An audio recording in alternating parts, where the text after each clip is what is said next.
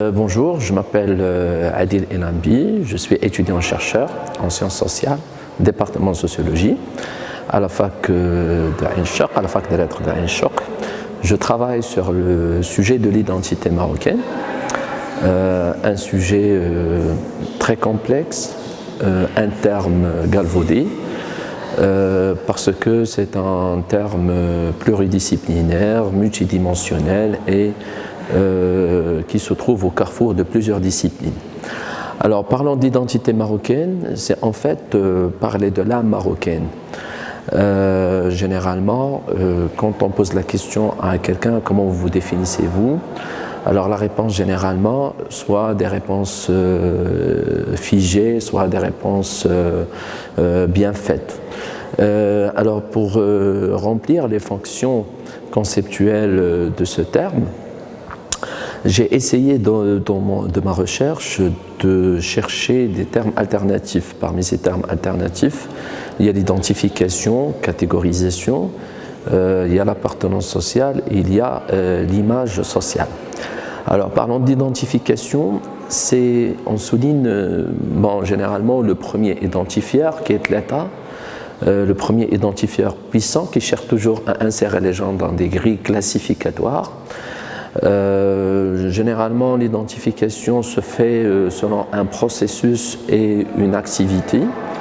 Deuxième, c'est l'image sociale, c'est le regard de l'autre vers moi. Donc l'image sociale, c'est quand quelqu'un s'identifie ou bien identifie l'autre, le fait en fonction des liens qu'il a avec son entourage, soit des liens de parenté, soit des liens de client-patron, patron-client, soit de liens professeur-élève. Ou bien selon des modes d'identification catégorielle qui met les gens dans des grilles classificatoires, comme je viens de le dire, selon la race, selon la religion et l'appartenance ethnique.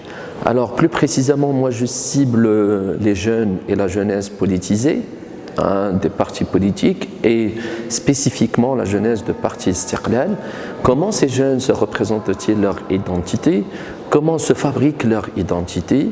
Et dans le cadre de l'interaction sociale, comment ces gens gardent leur identité et portent-ils leur identité devant un choix, bien sûr, devant le choix de l'autonomie. Alors, la recherche se base surtout sur un travail à la fois qualitatif et quantitatif. Donc, les deux, si vous voulez, les deux méthodes en sociologie, qui sont plus connues en sociologie. Alors, revenons à l'identité marocaine. On ne peut pas parler de l'identité marocaine et l'analyser sans parler de la composante juive. Et c'est pour cette raison qu'on est là aujourd'hui à participer à cet événement organisé par le musée juif de Casablanca. Dans la question d'échanger avec des visiteurs, des professeurs américains qui sont venus aujourd'hui pour échanger avec les étudiants marocains. Donc, alors la constitution marocaine dans son préambule parle de la composante juive comme une composante essentielle de notre identité et voilà, c'est pour cette raison qu'on est là aujourd'hui pour échanger avec ces gens, comment ces gens voient l'identité marocaine avec cette composante juive. Et merci.